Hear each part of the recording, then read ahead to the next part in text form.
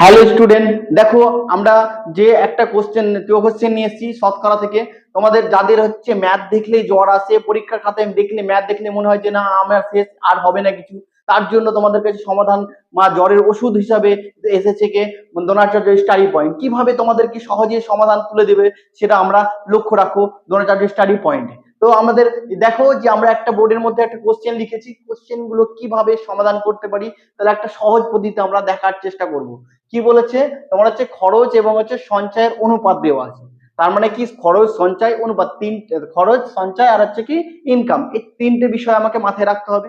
Income হলেই সঞ্চয় হবে আর খরচ হবে। তবে দেখো আমি বলি তোমার হচ্ছে কি বলেছে খরচ, তোমার হচ্ছে খরচ আছে একটা, খরচকে আমরা বলছি তোমার হচ্ছে এক্সপেন্ডিচার, খরচ বলছি আমরা, খরচে লিখলাম,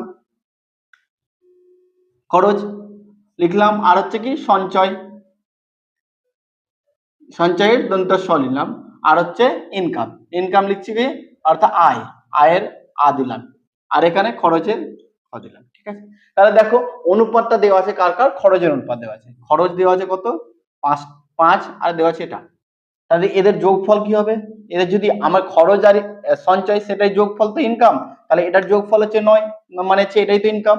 তাহলে হচ্ছে দেখো এটাকে আমরা তোমার ইসে দশমিকে যাতে না চলে আসে তার জন্য একটা শূন্য এক্সট্রা নিয়ে রাখি আমরা।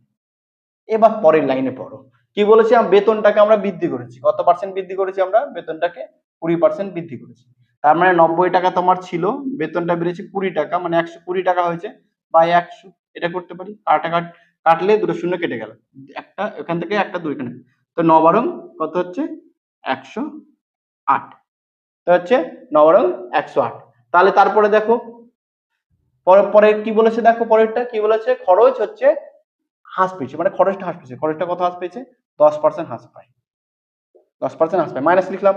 তার মানে 50 ছিল, তার হচ্ছে তোমার হচ্ছে 10% হ্রাস পাচ্ছে, মানে 90 টাকা হচ্ছে কার মধ্যে 100-র মধ্যে, কাটি এটা, তাহলে হচ্ছে 5 নাম 45, মানে খরচটা হচ্ছে 45 টাকা আর হচ্ছে তোমার ইনকামটা আছে তোমার হচ্ছে 108 টাকা। তাহলে এটা থেকে এটা বাদ দিতে গেলে আমরা সঞ্চয়টা পেয়ে যাব। তাহলে 108 থেকে যদি আমি 45 বাদ দিই তাহলে পাবো কত 3 6 আর হচ্ছে পাচ্ছি 63, তার মানে কি 63 পেলাম। তাহলে হচ্ছে এটা পেলাম 63। তাহলে আমার কি বলেছে কি সঞ্চয় পরিবর্তন, মানে এটার আমাকে দেখতে হবে।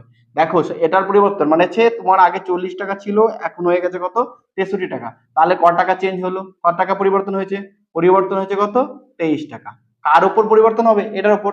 মানে যদি সঞ্চয়ের পরিবর্তন দেখি তাহলে 23 টাকা পরিবর্তন হলো কার উপর, বেসিকের উপর, প্রথমটার উপর যাবে। তাহলে 40 গুণিত 100, তাহলে এটা কাটি, তাহলে কত পাচ্ছি